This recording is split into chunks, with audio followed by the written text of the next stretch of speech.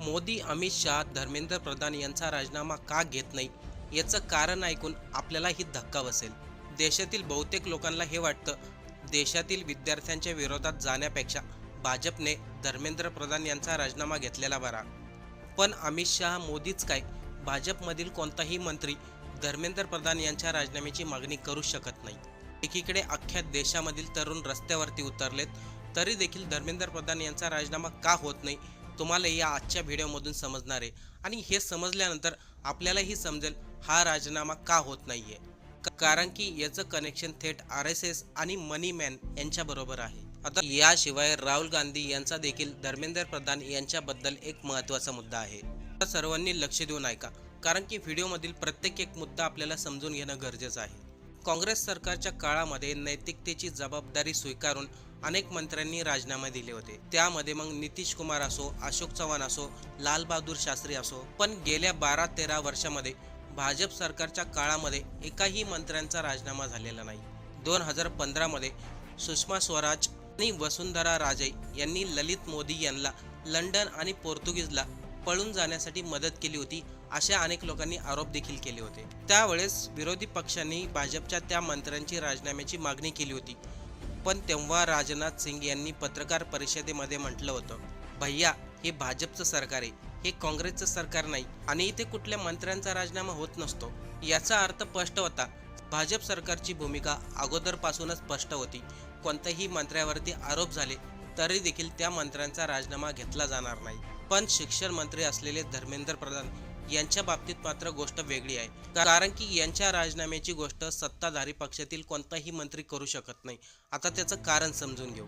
अगोदर एक मुद्दा आपल्याला समजून घेणं गरजेचं आहे. देशामध्ये जेव्हा काँग्रेसचं सरकार होतं तेव्हा भाजप हा विरोधी पक्ष होता. त्यावेळेस 2G एक्सप्रेस घोटाळा, कोळसा घोटाळा, कॉमनवेल्थ गेम्स घोटाळा, अशा अनेक प्रकारच्या घोटाळ्यामध्ये भाजप पक्षाने सत्ताधारी पक्षातील मंत्र्यांचे राजीनामे मागितले होते. चौकशी सुरू असेपर्यंत संबंधित मंत्र्यांनी राजीनामा देणं ही नैतिकतेची जबाबदारी म्हणून भाजप त्यांचे राजीनामे घेत होते. मग आता नैतिकतेची जबाबदारी म्हणून धर्मेंद्र प्रधान राजीनामा का देत नाहीये? आता ऐका महत्त्वाचा मुद्दा. भाजपसाठी धर्मेंद्र प्रधान हे फक्त मंत्री नाहीये, भाजपसाठी ते स्पेशल व्यक्ती आहेत. कारण की धर्मेंद्र प्रधान हे RSS आणि बजरंग दलाचे सक्रिय कार्यकर्ता राहिले आहेत. भाजप पक्षाला फंड उपलब्ध करून देणारे नेते आणि पक्षातील प्रत्येकांसाठी काम करणारे नेते म्हणून धर्मेंद्र प्रधान यांची ओळख आहे. त्यामुळे अनेक लोक त्यांना मनी मॅन धर्मेंद्र प्रधान असं म्हणतात. आपल्याला या व्हिडिओमधून 3 महत्त्वाचे मुद्दे समजणार आहे. त्यावरून आपल्याला समजेल त्यांचा राजीनामा का होत नाही. अगोदर धर्मेंद्र प्रधान यांची पार्श्वभूमी आपल्याला समजून घ्यावा लागेल. प्रधान हे अचानक राजकारणामध्ये आलेले नाहीत. त्यांना राजकारणाचा आणि पक्षाचा मोठा वारसा लाभलेला आहे. अटल बिहारी वाजपेयी यांच्या सरकारमध्ये मंत्री राहिलेले देवेंद्र प्रधान हे त्यांचे वडील होते. त्यामुळेच प्रधान यांना लहानपणापासूनच भाजप संघाचं आणि RSS संघाचं जवळीक मिळालं. 2017 आणि 2014 मध्ये भाजपचा ओडिसामध्ये मोठा विजय झाला आणि या सर्व विजयापाठीमागे होते ते धर्मेंद्र प्रधान. असा जनाधार असलेल्या आणि संघटन उभा करणाऱ्या नेत्याला सहजासहज भाजप बाजूला करू शकत नाही. आता बघा, जेव्हा कधीही भाजपच्या कोणत्या वरिष्ठ नेत्यावरती किंवा RSSच्या संबंधित कोणत्याही नेत्यावरती आरोप केले जातात तेव्हा त्यामध्ये RSSची भूमिका महत्त्वाची असते. धर्मेंद्र प्रधान यांची एक प्रतिमा आहे, म्हणजे कट्टर संघसेवक आणि शिस्तप्रिय नेता. त्यामुळे जेव्हा कधी देशामधून अशा नेत्याला विरोध केला जातो तेव्हा RSS त्या नेत्याच्या पाठीमागे ठामपणे उभा राहतात. त्यामुळे या ठिकाणी मग ते पंतप्रधान मोदी असो किंवा इतर कोणताही मंत्री असो, त्यांना राजीनामा घेणं सोपं नसतं. आता तुम्हाला अशी कारणं सांगणार आहेत जे ऐकून आपल्याला खरंच धक्का बसेल. पण त्या अगोदर धर्मेंद्र प्रधान यांनी भाजपसाठी काय केले तुम्हाला हे 1 मिनिटात सांगतो. 2016 मध्ये केंद्र सरकारने गरीब महिलांसाठी एक योजना आणली होती, प्रधानमंत्री उज्ज्वला योजना. ही योजना मुळामध्ये आणली होती धर्मेंद्र प्रधान यांनी. त्यावेळेस ते पेट्रोलियम मंत्री होते आणि संपूर्ण योजना राबवण्याची जबाबदारी त्यांच्यावरती होती. त्यांच्या या योजनेमुळे त्यांना 2017 मध्ये उत्तर प्रदेश विधानसभा निवडणुका आणि 2019ला झालेल्या लोकसभा निवडणुकांमध्ये मोठा फायदा झाला. 2020 मध्ये शैक्षणिक धोरण धर्मेंद्र प्रधान यांच्या नेतृत्वाखाली करण्यात आलं. एवढंच काय, धर्मेंद्र प्रधान यांनी अनेक राज्यामध्ये भाजपला मोठा विजय मिळवून दिलाय. त्यामुळे प्रधान हे फक्त एक मंत्री नाहीयेत, ते भाजप आणि RSS यांच्यामधील एक महत्त्वाचा दुवा आहे. आता पहिलं कारण आहे का, मोदी सरकार प्रधान यांचा राजीनामा का घेत नाहीये? राजकारण आणि प्रशासनामध्ये मंत्र्यांचा राजीनामा म्हणजे एका व्यक्तीचा राजीनामा नसतो. त्याचा असा अर्थ असतो, सरकार अपयशी ठरलं म्हणून त्यांनी आपल्या मंत्र्याचा राजीनामा घेतला. आणि जर भाजप सरकारने धर्मेंद्र प्रधान यांचा राजीनामा घेतला तर सरकारला अप्रत्यक्षपणे हे मान्य करावे लागेल. नीट पेपरमध्ये मोठा गोंधळ झाला, त्यामुळे विद्यार्थ्यांनी जीवन संपवलं आणि हे सर्व थांबवण्यामध्ये सरकार अपयशी ठरलं. आता याचं दुसरं कारण आहे का? सध्या देशातील सर्वच विरोधी पक्ष नीट घोटाळ्यावरून आक्रमक झालेत. सरकारच्या विरोधामध्ये ते मैदानात उतरलेत. अशा वेळी भाजप सरकार आपल्या मंत्र्याचा राजीनामा घेणं म्हणजे विरोधकांच्या हातामध्ये मोठं राजकीय शस्त्र देण्यासारखं आहे.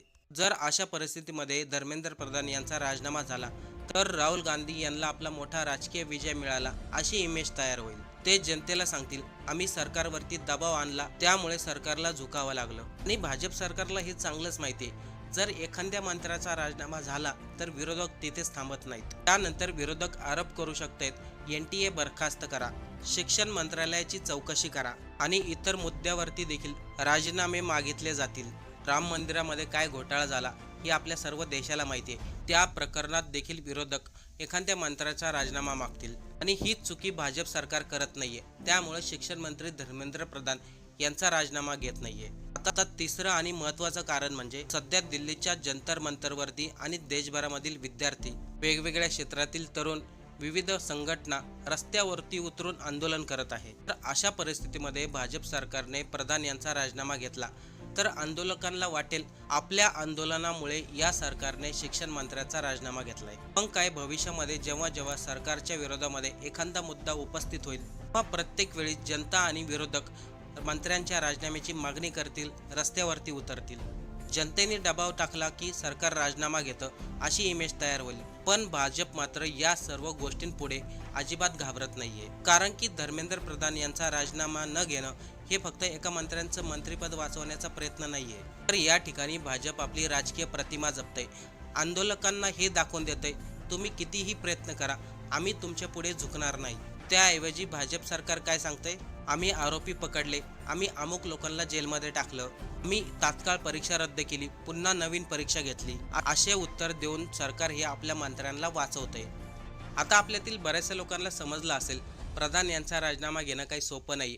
त्याच्या पाठीमागं भाजपची रणनीती, धर्मेंद्र प्रधान यांचं भाजपमध्ये असलेलं महत्त्व आणि जर राजीनामा घेतला तर पक्षावरती काय परिणाम होतील या सर्वांचं गणित समजूनच भाजप प्रधान यांचा राजीनामा घेत नाहीये. नाहीतर हा विषय खूप साधा होता, धर्मेंद्र प्रधान यांचा राजीनामा घ्यायचा आणि विषय संपून टाकायचा. आता आपण व्हिडिओमध्ये कारणं ऐकले.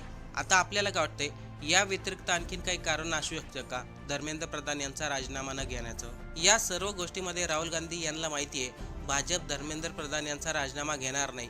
त्यांचा राजीनामा झाला तर भाजपच्या मंत्र्यांवरती मोठा सुरुंग लागल हे राहुल गांधींना चांगलंच माहिती आहे. त्यामुळेच तर ते शिक्षण मंत्री धर्मेंद्र प्रधान यांच्या राजीनाम्याची मागणी करत आहे.